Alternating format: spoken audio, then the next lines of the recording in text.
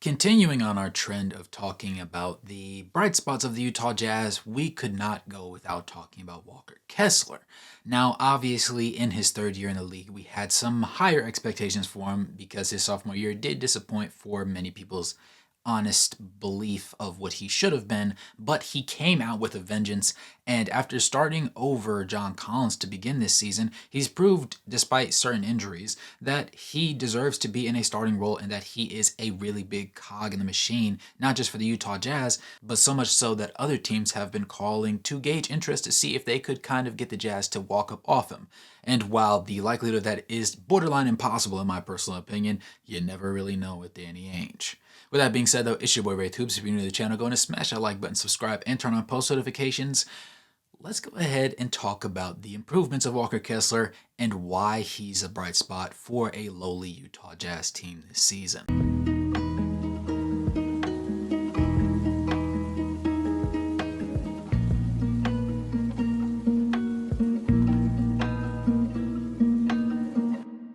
Walker Kessler has played in 19 of the Utah Jazz games this season and started in all 19 of those. He's giving us 11 points, 10.5 rebounds, and this is in just 29 minutes per game, which is a career high for him. Usually it's been around 23, 24 in the previous two seasons, so that is a significant uptick. He's also averaging an assist and a half a game, which is up from about half an assist in his previous two seasons. He's also putting together half a steal and almost 3 blocks, 2.8 at this point when I'm making this video to be exact, and he's only averaging 2.1 personal fouls per game, which is phenomenal. Anytime you can average more blocks than you do fouls, you're a pretty tough rim protector, if I do say so myself. Now, offensively, things have looked a little bit better, obviously, because he's shooting a career high from the field at 72.8%, which is up from his rookie season where he shot 72% on 5.5 attempts. He also had 5.5 attempts last season, but ended up shooting 65.5% from the field. This season, he's up to 6.6 attempts to go along with that career high 72.8% thus far into the season. Now, he's also 2 for 2 from beyond the arc, both in the same game coming against the Phoenix Suns, which the Jazz did not end up winning, but he did have 17 points and he looked good stroking that thing.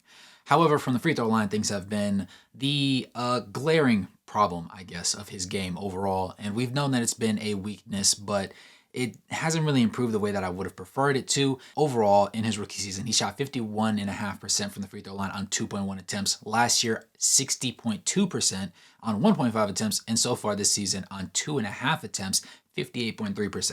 So understandably so, he's a bad free throw shooter. He's not okay, 68 to 72% would be okay, but he's objectively just bad. And that's probably the one part of his game that he definitely needs to step up on. Despite that, he still has a career high true shooting percentage of 72.5%. So we can appreciate overall what his game means. For the Utah Jazz, even though they haven't been able to win games, they've been tremendously turnover prone, and they just honestly haven't looked the part of a winning basketball club because obviously they want to tank, and they've been playing a lot of the younger guys and giving a lot of guys some opportunities to make mistakes, and along with, certain injuries to certain players such as Larry Markkinen. And while Walker Kessler has missed a couple games, it still stands to reason he's been one of the bright spots for this roster.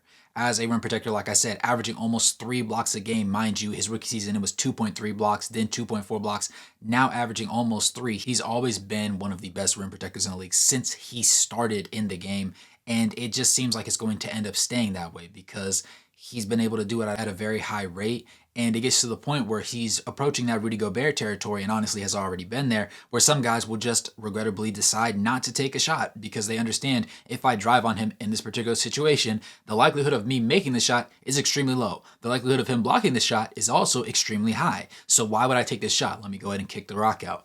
And in a perfect world where, Taylor Hendricks is healthy, everybody's able to play, this could be a decent team defensively. But the reason why, again, that they're comfortable being this mediocre and being this bad is because they are playing a bunch of the young guys, and you're also seeing a team that wants to tank because obviously they want in on the Ace Bailey, Cooper Flag, VJ Edgecombe sweepstakes. They want to make sure they're maximizing their opportunity of being bad. And so that's why you hear a lot of trade rumors going on with guys like your Colin Sextons, your John Collins, and your Jordan Clarksons. And even Walker Kessler at times has found his way into it because you have teams like the Lakers who, yes, they're a solid team. Yes, they have solid pieces, but they don't like having Anthony Davis at the 5. So if they can get somebody like a Walker Kessler who can be an elite rim protector, shot blocker, doesn't take much from you offensively, can do great dribble handoff situations, and then also is a viable lob threat, that's something that you're going to be really committed to trying to pry away from another team. And when you're talking about the Utah Jazz and you know that they're a bad team overall, you feel like to a certain extent you might have the opportunity to make something shake and maybe convince them to even think about trading him. And that's something reasonable in my eyes, even though me personally covering the Utah Jazz, because he is the bright spot that he is, and because to me he feels like a cornerstone. He feels like a big that you could have on a championship winning team. Because yes, he's not going to give you the Joel Embiid, 23 to 28 points a game, but he's also going to be the rim protector that Joel Embiid just quite frankly is not. He moves his feet pretty similarly. I would say that Walker Kessler is a little bit more nimble than Joel is. And honestly, in drop coverage and pick and rolls, I feel more comfortable with Walker Kessler than some of the premier bigs, even a Jokic. And we know that Jokic is obviously more offensively oriented. But it begs the question, how important do you appreciate the impact of Walker Kessler defensively? Because in my opinion, he is one of the best shot blocking bigs. The statistics support it, the advanced metrics support it, and honestly, I would rather have him than Rudy Gobert. So we find ourselves in a position now where Rudy Gobert ended up getting traded away, and it was like, dang, we really needed him, we really appreciated him and Donovan Mitchell both, but then you really traded for a younger, more reliable version that's going to be, probably around for a very long time, doesn't cost nearly as much, is equivalent to the shot blocking, if not a little bit better at times. He moves his feet better on the perimeter. I don't think that's up for discussion at all. I've watched Rudy Gobert in the playoffs, particularly last year, get completely fried on the perimeter. Pick and roll coverages were absolutely shoddy. And sometimes he did have great rotations, but sometimes it just didn't look good. And so I think that it is really nice that the Utah Jazz have Walker Kessler in their possession right now. And honestly, I feel more comfortable with him than Rudy Gobert getting an isolation possession on offense. If you do dump the ball down low, he doesn't have a extreme bag. He doesn't have a myriad of moves to make, but he does seem more confident. He is pretty strong. He does have a sturdy base, and he is comfortable and confident in his own game enough to either go up with it or dump the pass off, kick it to the corner, make a decision. And that's been shown with his uptick in assists per game at 1.5, up half an assist from where he was last season and the season before, where he literally averaged 0.9. Now, it's not to sit there and say that I expect him to be a Yusuf Nurkic or a Jokic or a Joel Embiid, where they are passing hubs and they can be the hub of the offense at some point in their career. I don't think that's Walker Kessler's game. But I also don't expect that from him. I expect him to be an elite rim protector. I expect him to help clean up the glass, but I also don't think that we're going to end up funneling everything to the rim like we did with Rudy Gobert being on the team with just piss poor defenders on the outside. When you have Larry Markkinen, when you have a healthy Taylor Hendricks, and you have all these guys that have that extra length, you can really bother guys. And then when you have the switchability of certain players, you can also put yourself in a position where no matter what happens, you're going to have the opportunity to get a solid stop and get a bucket afterwards. And like I said, the fact that he doesn't take up much on offense and he can be set up by an elite playmaker, now you as a Utah Jazz organization, you have Larry Markkinen, you decide you want to keep him. You have Walker Kessler, and now you have the 5 spot locked down.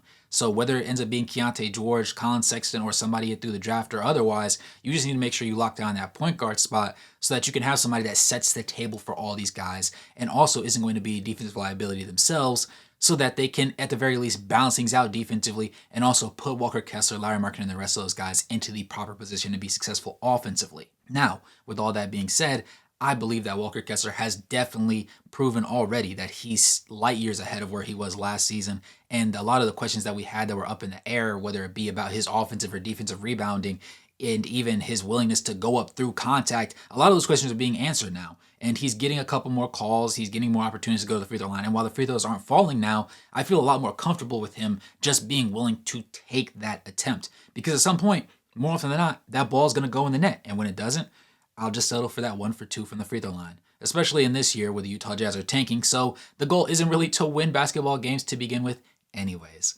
But let me know what you guys think about Walker Kessler's performance so far this season. As always, it's been your boy Wraith Hoops. Go and smash that like button, subscribe, turn on post notifications, drop a donation, or become a member of the channel to help support the content. And as always, good morning, good evening, and good night, no matter where you're in the globe watching. Thanks for tuning in, and I'll catch you guys in the next one.